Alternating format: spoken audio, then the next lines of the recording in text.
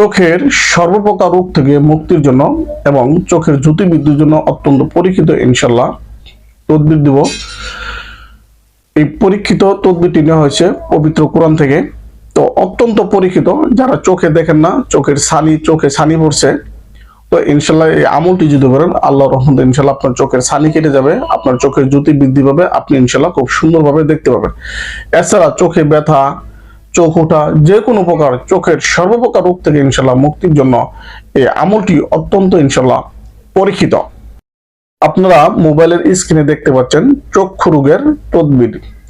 নিম্নলিখিত দোয়া 3 বার পড়িয়া পানিতে ফুঁক দিয়া সেই পানি চোখে লাগাইলে চোখের সর্বপ্রকার রোগ আরোগ্য হয়।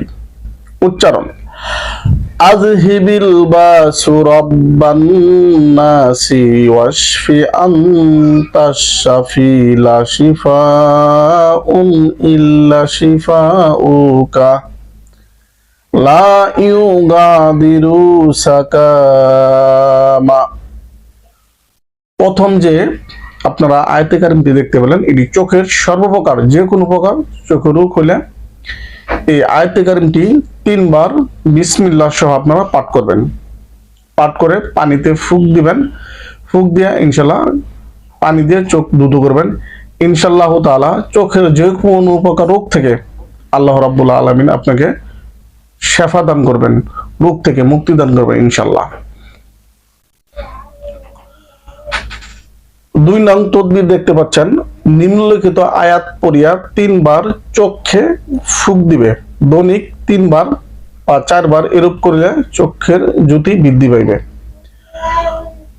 আয়াতে কারিমটির উচ্চারণ হচ্ছে, এই আয়াতে কারিমটি হচ্ছে পবিত্র কোরআনের সূরা কাফ আয়াত নং হচ্ছে 22।